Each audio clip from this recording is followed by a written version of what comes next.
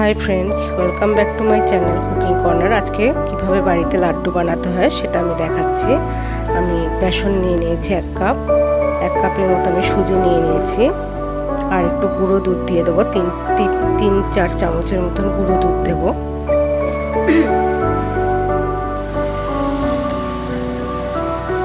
আমি একটা 10 টাকার প্যাকেট কিনে নিয়েছি গুঁড়ো দুধের। আমি 3-4 চামচের মতন দিয়ে দিয়েছি। একটু সামান্য নুন দেব।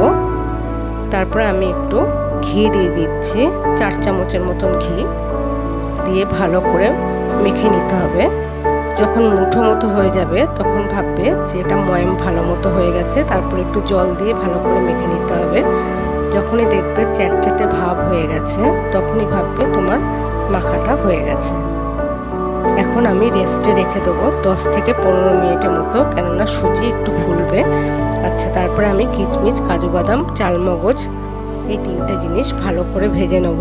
একটু ঘি দেবো আমি ফ্রাই প্যানে। ঘি দিয়ে ঘিটা গরম হয়ে গেলে পরে আমি চালমগজ, কাজু বাদাম আর কিশমিশ এই 3টে জিনিস আমি ভেজে নেব। ঘিটা গরম হয়ে গেছে, আমি এখনই দিয়ে দিচ্ছি। ভাজা হয়ে গেলে আমি একটা পাত্রে রেখে দেব।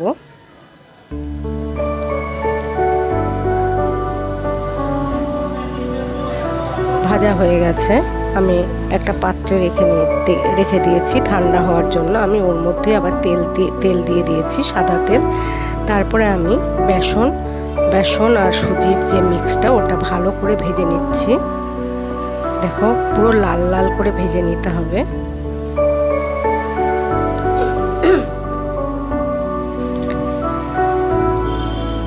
খুব ভালো করে না ভাজলে এটা ভালো হবে না লাড্ডুটা।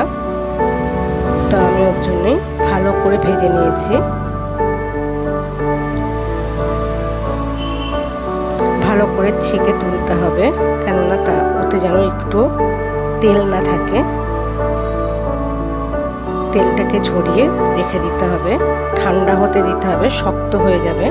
আচ্ছা, আমি একটু শিরা বানিয়ে নিচ্ছি। 1 কাপের মতন চিনি দিয়েছি, 1/2 কাপ জল দিয়েছি। এখানে আমি একটু কেশর ভিজিয়ে রেখেছিলাম, কেশরটা দিয়ে দিলাম। কেশরটা দেওয়া হয়ে গেছে। এবার আমি এটাকে একটা শিরা বানিয়ে নিচ্ছি লাড্ডুর মতন, যাতে কালারটা হয়, ওর জন্য আমি কেশরটা দিয়েছি। আমি এগুলোকে এখন মিক্সড করে নেব। একদম ফাইনভাবে মিক্সিতে ফাইন করে মিক্সড করে নিতে হবে।